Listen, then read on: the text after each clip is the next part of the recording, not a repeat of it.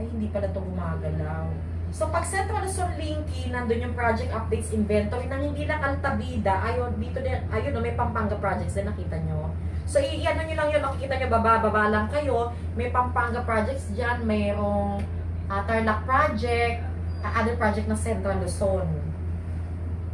So, meron tayo, siyempre, for Bulacan, ito yung sinasabi kong linky natin, exclusive for Altabida San Rafael, ayan.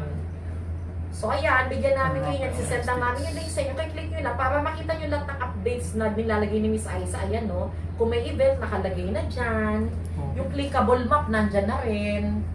Mamaya mag-sample tayo ng clickable map. Yung mapa na yan dyan, i-ano nyo yan, open nyo lang yan, click nyo. Tapos yung mga unit available, ma-open na siya, nandyan na yung computation. O, inventory, nandyan na rin. So, very, ano na siya, user-friendly yan siya. Ayan ang sample. Ito sample, ganito yung mapa, tinan nyo. Diba, ino-open niya. Tapos pag click, halimbawa, ayan, ano yung titinan niya availability na gusto niya.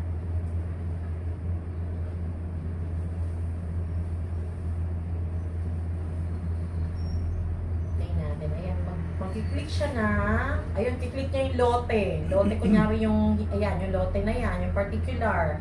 Lot 2A, lot 50. Ayan na, lumabas na. O, ganyan Okay. yung ano natin, liquid, diba? Di na kayo mahirapan. Ang problema nyo na lang, pag-print kasi, wala tayo, kung may printer ka, gusto mong bigyan yung client mo na naghahanap ng may printout, go. Kasi, mahirap din mag-print tayo na marami kasi from time to time, nagbabago nga yung price. Nagbabago yung price. Parang every month o na-extend na lang. O like ngayon, hindi siya na-extend, may bagong promo. So, mababali wala yung print natin before. So, ngayon, mostly sinisend na lang natin yung ano sa ano ni client, minsan sa email or sa messenger kung nagme-messenger na kayo or Viber. Doon lang kasi pwede sa tatlong yun pwede mag-send. Email, Viber, or messenger. Para di na rin tayo hirap mag-print. Diba? Gaya niyan dito, walang printer. Yan. O yan dyan na lahat to. Pati yung mga frequently asked question. Ayan, vicinity map. Kita nyo? O, click nyo lang yan lagi. Ito yung linky na to. Lalabas yung mga yan, pipili. May mga, ano din yan, videos. Yung drone shoot ng ano, ng subdivision. Ano pa ba? Ayun yung mga model units. So, yan, di ba? So, ang dami. Andyan na lang ang kailangan nyo. Send na lang kayo sa client. Hindi pa tayo nakabenta nito, ah. Ewan ko na lang. Diba? O, next naman. O, yan yung mga tulong namin sa inyo. Incentives, wala tayong madidiscuss kasi wala ngayon. Skip ko na itong mga to kasi nag-end na yan. Ito, wala kami i-discuss about commission kasi kay broker yan. Ang pwede lang namin ma-discuss dito na pwede sa sellers, sa mga agents, managers, is yung commission tranche na tinatawag o yung releasing. Para may idea lang kayo, di ba? I don't know, doon sa mga nakabenta, alam na nila to, di ba? Pero sa wala pa, at least may idea kayo. O sample. Ang basis kasi ng commission ni Philides, let's say makabenta ka ng kahit anong unit, 20% nun, 20% release na siya. Hindi naman kailangan mabayaran full ni client mo. At least 20% full BP, pwede na siyang ma-release. Ito, ang sample nito is nakabase sa 24 months DP. Kasi halos lahat ng ano natin ngayon, like sa Diana, naka 24 months DP eh. So, ibig sabihin, kung 24 months DP ang DP ng client nyo, 24 months tatapusin bago nyo makuha yung com nyo. Swerte nyo na lang kung may client kayo na mag-spot cash, one time big time, or hindi spot cash, spot DP na 20%, one time big time, di ba? Pero kung hindi naman, let's say, mag-push nyo, kasi pwede kasi yung 24 months, pero kung may pera makita nyo, pwede naman hindi yung tapusin yan. Gusto yung 12 months, malaki ninyo kung 12 months to pay or 6 months to pay. Kaso, sa nakikita ko ngayon sa mga computation natin ngayon, sa Taunos, 18 months. So, ibig sabihin, tatapusin ng 18 months bago makuha lahat. Staggered payment yun, 18 months. The more, ang ano kasi dyan, ang concept, the more na mahaba ang term mo, the more na lumiliit yung common monthly. Diba? The more na maiksi yung term, 1 year ganyan, the more na at least, maganda yung diba? Maganda-ganda yun. Diba? Kahit Taunos sa maganda-ganda. Ano pa ba? Like ang Taunos ngayon, na 18 months DP, meron tayong nag-promo na 21 months DP. So, depende sa DP, at depende sa financing. Halimbawa, Wala naman tayong in-house sa Pag-ibig, di ba? So, pagka-cash yan, one time, big time. Pag naman deferred, ang deferred cash, usually 24 months, di ba? 24 months ang deferred. Meron din deferred na 1 year, depende sa choice ng client niya. Pag di kayang 1 year, maximum 24 months, di ba? So, pag deferred cash, hindi naman kailangan tapusin ng 2 years kasi pag tinapos yung 2 years payment, di ba, 100% na yon. Eh, ang sinasabi, sa 20% DP lang, makukuha mo na. So, more or less, medyo compute ka na, siguro kung 2 years to pay yan, mga 6 months, 5 months, 6 months yan, kuha na. Kaya maganda rin yung deferred. Hindi kailangan tapusin yung buong payment kasi 20% lang, hindi naman 100% para makuha mo yung COM. So, 20% DP, more or less 5 to 6 months DP ka pa lang, kuha mo na yung COM. Wala na tayong pakialam doon sa payment ni client ng... Sa payment lang tayo walang pakialam pero yung client nyo, cargo nyo yan, hanggang ma-fully pay dyan kasi mag-transfer title niyan, lagaan nyo yan. Kasi ano yan, most probably, pag maganda servisyo nyo, mag-refer. Diba? Or baka kumuha pa uli sa inyo. Pag hindi maganda servisyo nyo dyan, ay sorry kayo. Kukulang na lang, baka i-social media kayo. Ipatuloy po. Sa ibang, ang dami ko sa ganyan. May syempre kayo, kilala ko lahat. Kaya parang, sino ayate mo, ma'am? O, si Miss Eva. Ay, alam na, yung broadcast ka na sa ibang ano. So, mahirap pag kami hindi ka nagawang maganda sa client. Pag mo na servicean, di ba? Maliit ang mundo. Mababalita ko saan. O, so, ito given na 24 months. Ito. Sample, di ba may back financing tayo, 1090. O, paano yun? 1090. Ibig sabihin ng 1090, 10% kay Philinvest down. Then yung 90% yung loanable sa Philinvest, diba? Ay, sa bangko. So, syempre 10% at 20% ka maka-DP. Ano yung sabihin nun? Yung 10% DP niya, let's say inavail niya dito spot cash, kuha mo yung 10% DP or 50% commission ka na, diba? Another 10% DP or 50% balance commission mo, masusundan ba? Makukuha mo yun sa bangko pang take out, diba? So, parang may ipon ka. O, ang sample ko, full DP, Eh, paano ko yung 10% DP mo, tapos 24 months? So, syempre, ano tayo tiis-tiis lang. Kasi yun lang talaga yun may commission. Eto nga, 20% tayo, 20%. Imagine mo, kung 10% lang to, yung nakukuha mo kada buwan, kalahati lang din ito. So, depende kung 10% DP, kung 12 months, kung 18 months, 24 months, sayon. So, merong commission milestone or commission tranches na tinatawag, commission percentage na hindi si Philinvest bago ka makakuha. Kung 24 months yan, yung another 50% ko makukuha mo kung after 24 months pag na-take off sa bangko. So, ganun siya, may waiting period. Ang style dyan, kung ang benta mo ganun, tapos townhouse, naku po, bumenta ka uli, benta ka lang benta para at least, mami na-expect mo, naiipon niya, na-expect mo monthly. Pag isa lang kasi benta mo, 1 taon din yan, naku po. Kasi barya-barya lang talaga. At least meron ka rin naman kaysa 1 taong walang benta, di ba? Pero mas maganda, ano mo na makabenta ka ulit, di ba? Kasi ito, sample, payment percentage, sa 24 months, 20% DP. May payment percentage, let's say, sa first DP, usually ni client niyan, may nakukuha na. Actually, may cash advance tayo, mamaya pa na yung cash advance. Ito yung commission milestone. Pero, may payment percentage siya na, let's say, nagbayad naman yung client. Di ba, client naman kasi, monthly nagbabayad yung walang skip di ba? Yes. Pero, hindi kayo monthly makaka-commission. Although, ang talagang releasing ni Philinvest, monthly dapat.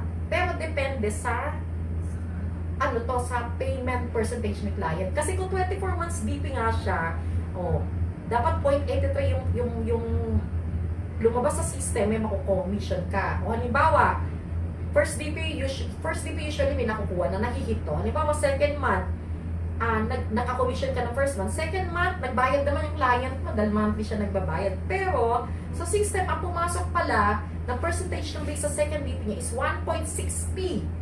May kulang na 0.7 lang, di ba? Ay, wala kang commission. Kasi, ang mababasa ng system, ere lang. Pag nag-reach siya sakto or umover dyan yung payment ni client, sa percentage niya may marirelease. Pero kung lumabas sa system, kinapos, 1.60 lang, or 1.66. No. Kahit ano yun, hindi mo pwedeng, ano yung feeling best na like, tindi nyo naman, Nabitin pa. 0.0, ano na lang. Wala talaga maririnig kasi system yan, hindi niya mababasa. System. Kailangan mabasa niya ito exacto or over. Masusundan. So possible, wala kang lalabas na pero by succeeding possible naman makuha mo yung kinapos nito kung over ka dito.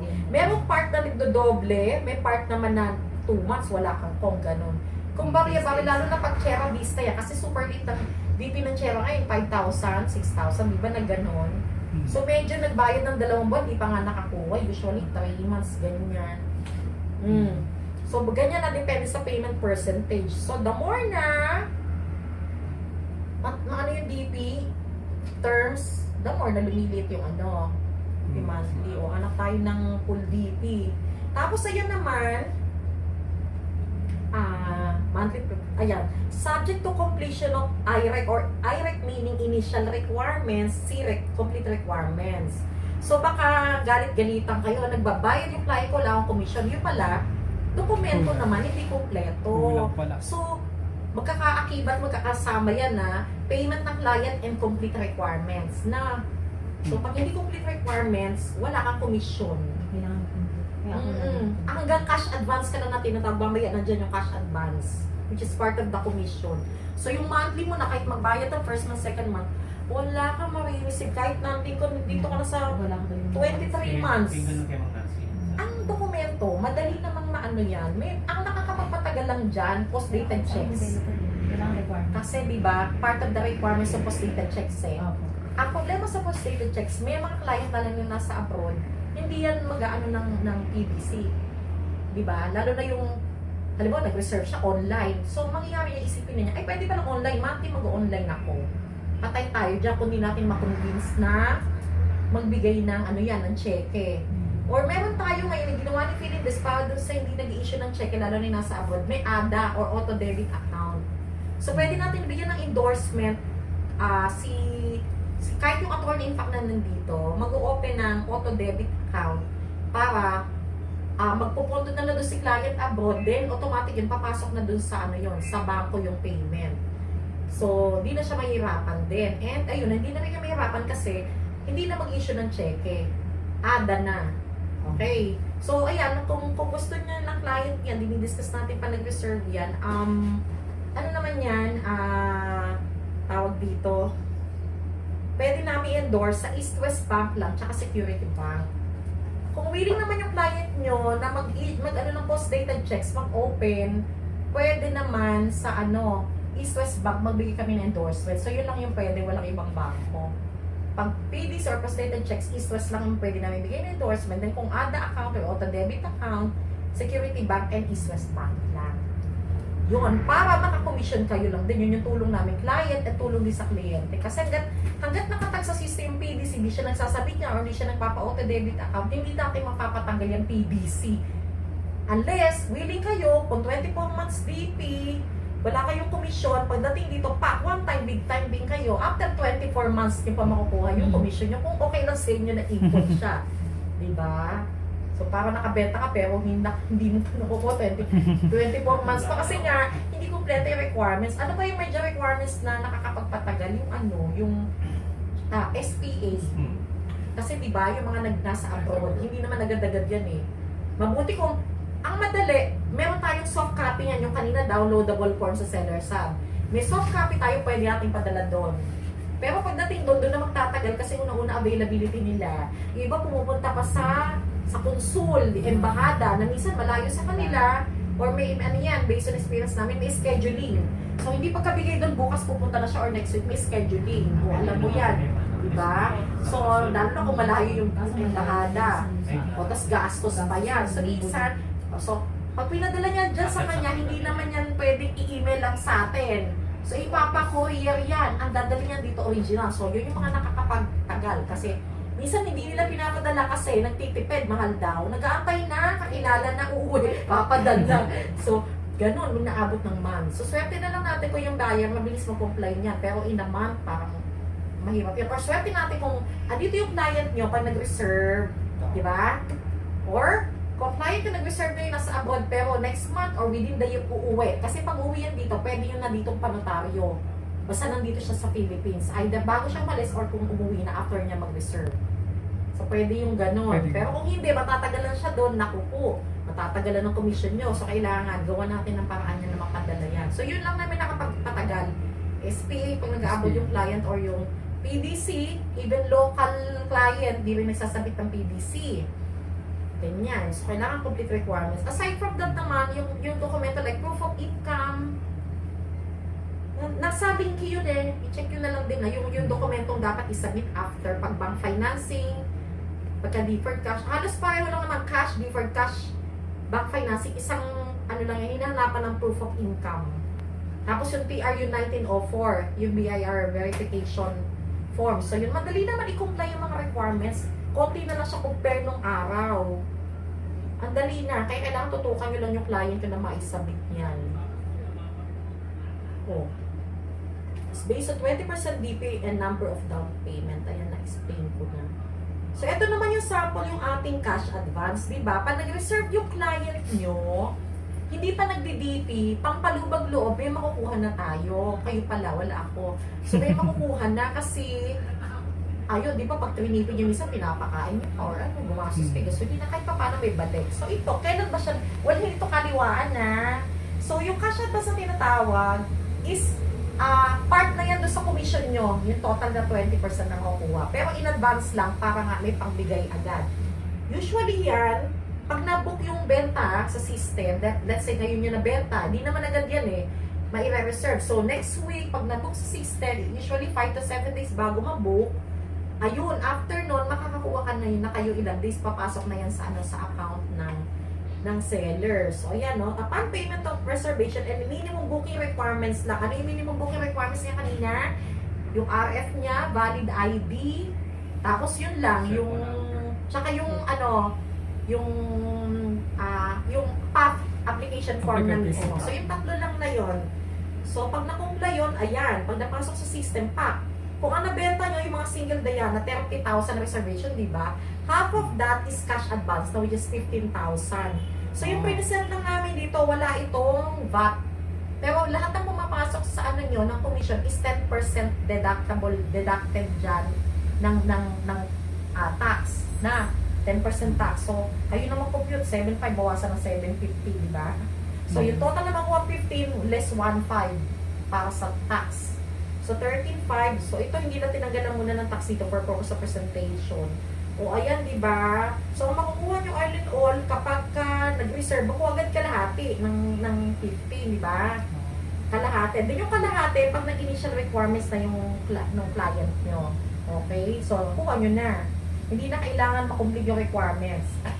Pero, sa IRA kasi, ito naman ang nagiging encounter namin dyan na problem ngayon. Kasi ang initial requirements, kasama dyan, I think SP is initial requirements eh. And yung document, yung contract to sell, and deed of real estate mortgage, yung mga deed of sale. Di ba na-explain ba sa inyo before sa in-house na ano yan, wala tayong pre-signing of documents na panag-reserve. Pag nag-reserve sila, ipapadala yan sa home address nila. So pag nabook sa system, kasi nabook ngayon, magbibilang tayo ng 2 to 3 weeks, ipapadala, ilalalabog sa bahay. Ano na yan, tawag dito, naka-print na doon yung mga ano na, pipirma na lang sila, pre-printed na yung form. So, pirma na lang sila doon, then after, tsaka nila papadala pwede natin padala sa Baliwag office, or kung saan offices sila malapit. Kasi hindi na yan pipick up in Philippines, delivery lang. So, kung 2 to 3 weeks na madala, then madi-deliver sa office, parang mangyayari, mababali wala yung cash advance mo kasi 30 days, di ba mag-deliver si client? So, sasabay na siya sa first, di ba? So, yun lang yung nagiging problem namin. Minsan hindi na ano yung dito may makukuha ka pa naman. At least makukuha mo to. Pero most probably, etong IREC mo or second release, sumabay na doon sa first BP. Pero ito kuha mo kasi MBR lang to eh. Because of the IREC requirement na, like SPA form is initial requirements and yung kontrata is initial requirements. Na pag napatagal yan, hindi mo na ito makukuha, papasok na yan doon sa first commission.